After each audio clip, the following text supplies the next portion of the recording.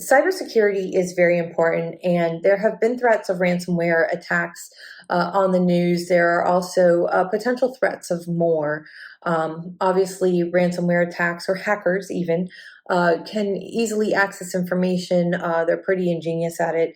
So I just wanted to take a quick assessment of my own vulnerabilities and pass off some of these words of wisdom to you. So here are some of the precautions that we should be taking. Don't click on links or email attachments from people you don't know. That is important. Also, in that same manner, you don't necessarily want to click on links from people you do know, especially if they're sending it to you in a mass email. Their system could have been hacked, and then that's the way for the hacker to gain information about you. So we want to make sure that we're not clicking on links or attachments from people we don't know. If you get an email from a company that you are familiar with, it may be better just to Google their website or go on their website and look up that information as opposed to clicking the link. You never want to give out personal information to people who call or write pretending to need it. Again, that's a good way to become a victim of identity theft or credit fraud.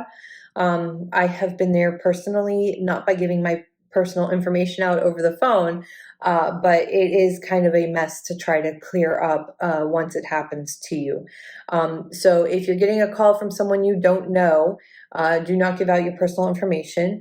There are certain companies like IRS who will not call you. They will send you a letter if they need information. So if you get a phone call from the IRS or somebody like that saying you have, $1 million in back taxes and you need to pay it right now via credit card, no, that's a big red flag there. You want to limit the amount of personal information you share online. We have a tendency to like to use personal information for our passwords, maybe like our son's birthday or his name or something like that, or your security question could be your first pet's name, things like that. You don't want to maybe share too much of that information online because that is a good way for hackers to eventually figure out your passwords because you've shared so much personal information. You want to make sure that you're using strong passwords. A password manager such as LastPass really helps. I happen to run Macs. They have their own password manager system in them, so that is very helpful. I even see now where companies like Dropbox, they also have a password management system. And typically what it'll do is one of two things. Either it'll give you this completely random password for the website and then save it for you, or you can make up your completely random, super complicated password and it will save it for you. So that's important as well. Never use a USB stick or external storage device that isn't yours. You don't want to use somebody else's USB stick, especially if it's one that you found, at the library or something like that. You never know what kind of program could be hiding on that USB stick to infect your computer and gain access to your passwords or your personal information or your bank accounts and whatnot. You want to keep your systems patched and up to date. If you run a virus program, you definitely want to make sure that that is up to date. You want to make sure that you're doing your updates, program and system updates that come out for your operating system. So if you're running a Windows machine and Windows says there's updates to be done, don't ignore those. Do go ahead and do those. You want to use VPN services on public networks. I hear a lot about ExpressVPN. I don't think it's overly expensive. I have checked into it in the past, but not real recently. So this is something I need to do myself. But especially when you're on public networks, but maybe even when you're on your own private network, you kind of want to protect yourself.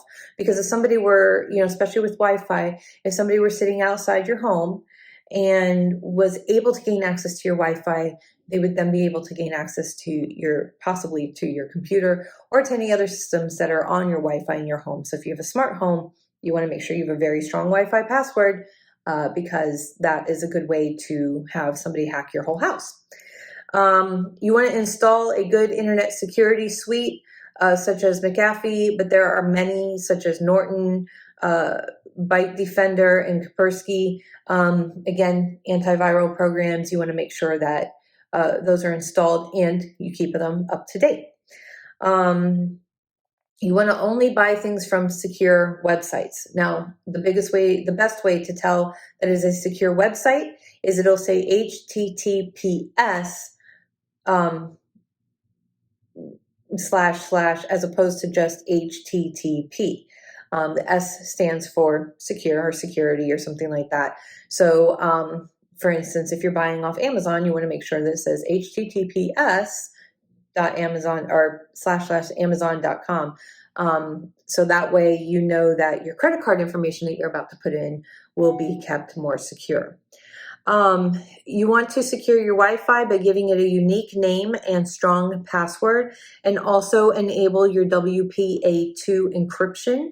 Again, going back to, you don't want your whole house being hacked, so make sure you're using a very strong password and a very unique name for your Wi-Fi, something that people can't necessarily relate to your house. So in my case, I would not use a Wi-Fi user ID as Barber Family or something like that. We try to be a little more discreet, so that way it's harder for them to be, a hacker to be able to tell whose Wi-Fi they're hacking into if they're trying to hack in. And then, of course, frequently back up your data. That includes, that's for numerous reasons. You obviously, if you keep a lot of stuff on your computer and your computer were to just generally crash because the hard drive crashes or something, you could lose all your data. So backing it up for that reason alone is a good idea. It is also a good idea that if it were to get infected with a virus or a hacker were to be able to get into it, you wouldn't lose all your personal data. When you back up your data, you want to make sure that you're keeping it in an external storage device, such as an external hard drive. You can also back up your data to the cloud. I don't know that I necessarily trust the cloud with all my data because, again, it's internet-based and could potentially be hacked. So I've been really good about backing up my data. It was being, backed up to a separate drive in my computer.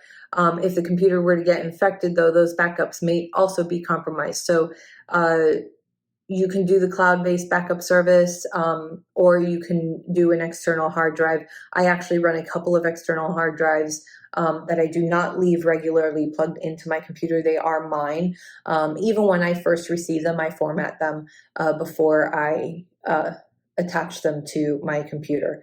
So there you have it, folks. That's some cybersecurity tips to help keep you and your family and your home, because we are a smart home enabled culture at this point, safe. So hopefully these tips help you. Thank you. Have a good day.